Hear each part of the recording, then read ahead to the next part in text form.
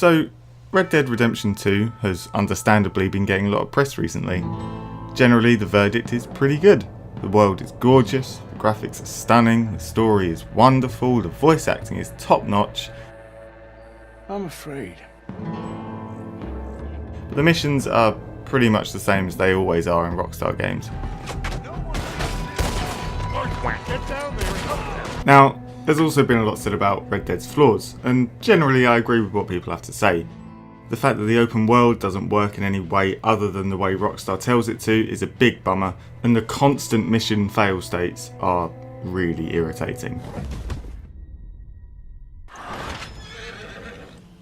But I'm not going to go back over everything Nakey Jakey and Mark Brown have said because, well, they have hundreds of thousands of subscribers and I have 117. What I would like to say about Red Dead 2 though is that for all the genius of the story writing, the brilliance of the slow defamation of the Van der Linde gang, And he's willing to take us to Australia or Tahiti. the story missions themselves were repetitive to the point of absurdity. I'm going to put a spoiler warning here because basically I'm going to spoil everything up to the end of chapter 6 of Red Dead 2. I'm also going to be spoiling The Witcher 3's expansion Blood and Wine because apparently every game ever has to be compared to it. So when I think of the missions in Red Dead 2, the first one that springs to mind is called Icarus and Friends. Arthur and Sadie ride out to meet this balloon man, I've already forgotten his name, so they can slowly fly over the prison that John is kept in and see if he's been hanged yet.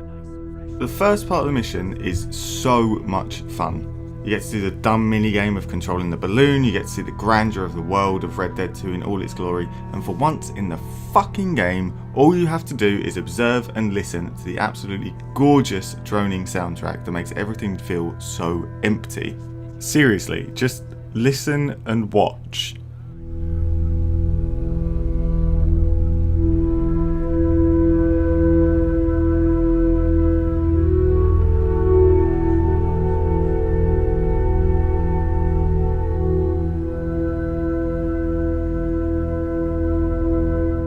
This mission takes place immediately after you're told Arthur has an incurable, deadly disease. What is it?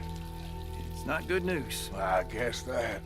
The mission was designed for the player to actually think about the character you've been playing for 50 bajillion hours already.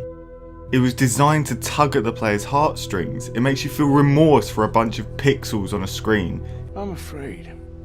It's such a wonderful mission. It's a brilliant piece of design. You fly over the prison and scout out John, but you don't care about that. Suddenly everything is about what happens to Arthur. Then you land again, Arthur acts like nothing has changed, and you continue the story. Except that doesn't happen. You fly over the prison, you start to head back, and you see Sadie being chased by bad guys. Were they O'Driscolls? Who knows? And you kill a load of them, then you crash, then you kill more of them. I was so deeply disappointed when this happened. All that thinking about Arthur stuff? Nah, don't worry about it, just kill a load of bad guys.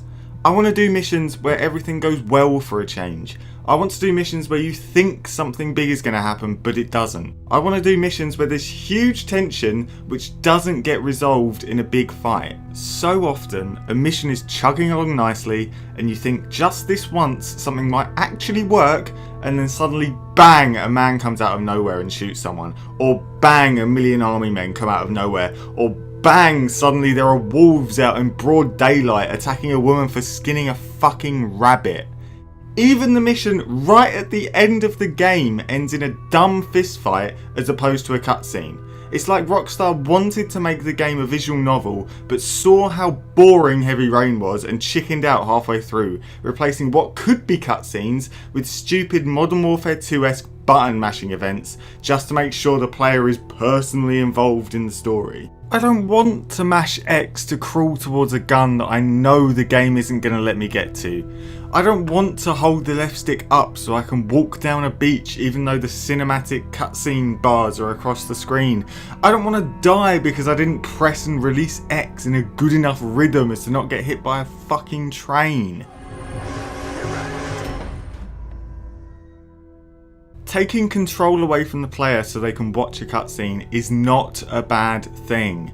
Gameplay should be complemented with cutscenes, and obviously a game will get bogged down if there's too much time without any actual gameplay, but pressing X over and over again isn't anything other than a chore that makes me groan when I have to do it.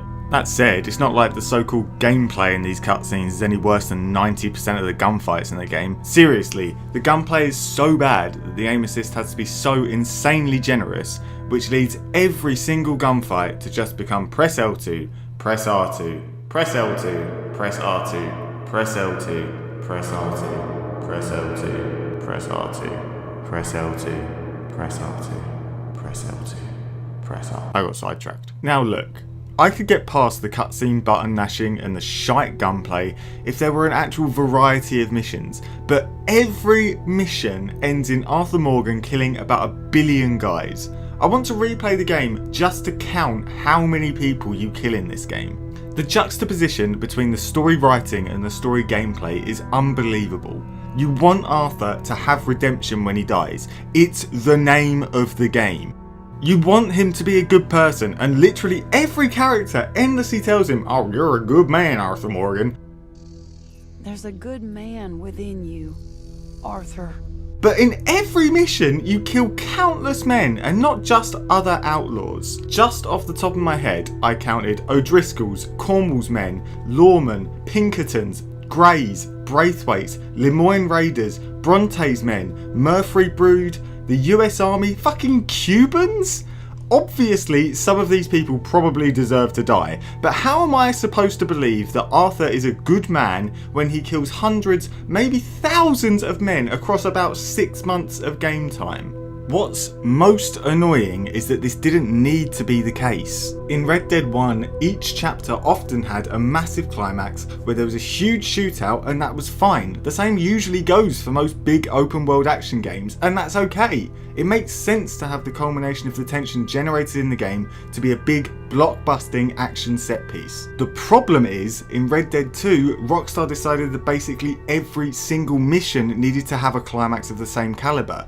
The final fight against Dutch and the Pinkertons doesn't feel any different to the fight against the Cubans or the O'Driscolls or anyone else. And why? Because the stakes are the same. The enemies are numerous and the battles are basically identical. Rockstar really missed a beat here. There's no tension in a gunfight, there's no tension in sniping from atop a lighthouse where you will fail if you don't snipe well enough. There's no tension at all, and it leads the missions to all meld together into a mess of, you guessed it, press L2, press R2. Remember that mission in The Witcher 3 Blood and Wine where you're at dinner with the Duchess, and then out of nowhere the fucking big main bad guy of the entire story comes over and you're like, holy fucking shit, this guy's been murdering people with the intent of getting close to the Duchess so he can murder her, and he just turns up for dinner. You know he wants to murder the Duchess. Geralt knows he wants to murder the Duchess. He knows he wants to murder the Duchess. The talk is tense and the music is eerie and everything builds and you know that something huge is about to go down.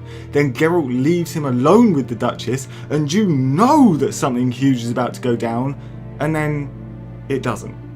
The situation de-escalates and you continue with your quest. That is the mission structure that Red Dead 2 so sorely lacks. Every mission is interesting setup, boring gunfight. Sneak into a factory, boring gunfight. Play high stakes poker, boring gunfight.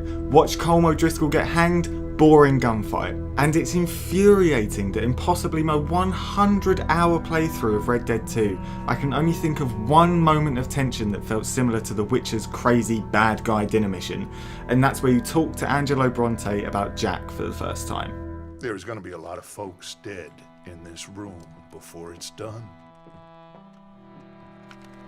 That's it. That's the only one I can remember. And it's so frustrating because I genuinely think the story of Red Dead 2 is the best of any game I've ever played. I was absolutely captivated by it. I was wondering what would happen to my favourite characters in the game. I was wondering whether I'd finally get to shoot the fuck out of Micah. I was wondering whether Dutch would ever come good. But because the missions always ended in a gunfight, the game itself ended up feeling bloated.